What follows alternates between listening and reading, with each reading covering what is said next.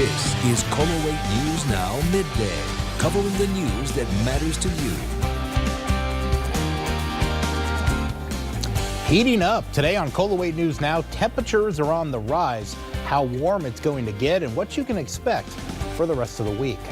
Plus, helping those in need, the program giving assistance to people with mental health issues, the services it provides, and how local law enforcement is benefiting. Welcome to KOLO 8 News Now Midday. More than 24 homes destroyed as lava creeps across Hawaii's Big Island. As Marcy Gonzalez reports, people living in its path were allowed back home, but only to gather belongings before leaving again. Lava spewing from those cracks in the earth, rocketing more than 300 feet in the air and flowing down neighborhood streets. It's heartbreaking. Some of the 1,800 people evacuated from these two neighborhoods on Hawaii's Big Island now allowed back in. Oh, honey. Given just a few hours to get their pets and belongings before being forced to leave again. Woody Kihai Nelson hoped to be among them. Then he saw this video, that line of lava creeping into his backyard. Then this image, his childhood home on fire. Kept me up weeks on weeks knowing that the volcano is there, and this nightmare finally came true today.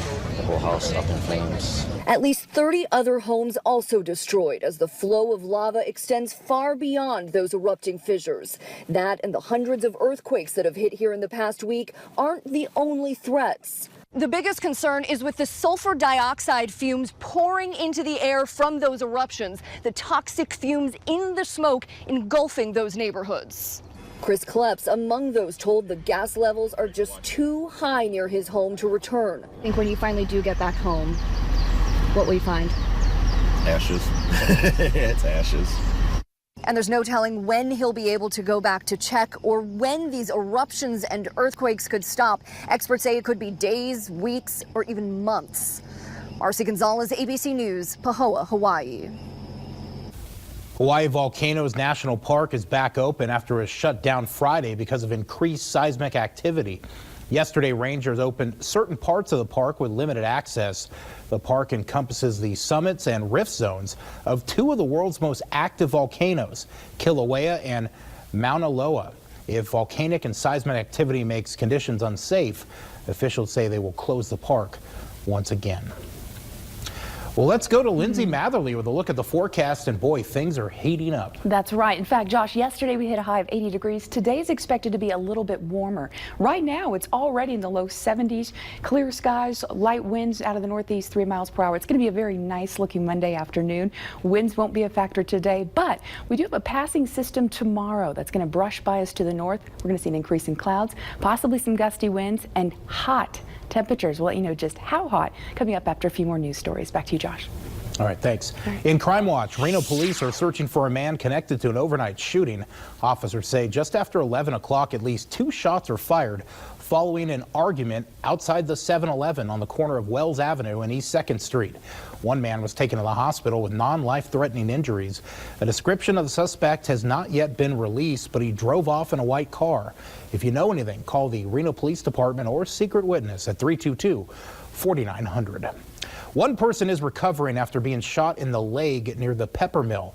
The shooting happened around 10 o'clock on Saturday night. Police say the shooters took off in a dark vehicle. No word yet on a possible motive.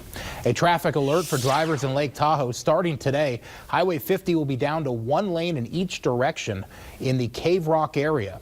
Crews started the second phase of a roadside slide improvement project. The project got underway following several slides like the ones you see in these photos.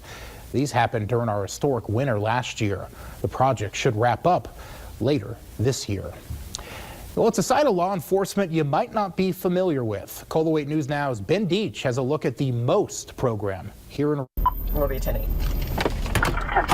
We have an estimated 4,000 calls for mental health, suicidal a year. It was a problem that persisted for years. Come across across individuals that are utilizing millions of dollars of resources between REMSA, police, emergency services, fire, hospitals, and really what they need is mental health help. Sergeant Wade Clark with the Reno Police Department gave us some insight into why the Mobile Outreach Safety Team, or MOST, was created. We can assist when there's somebody in crisis, so somebody who's psychotic, suicidal, homicidal, and we also try and help law enforcement reduce the calls for service for our severely mentally ill. Christy Butler is a MOST officer who works inside the MOST office at RPD headquarters on 2nd Street.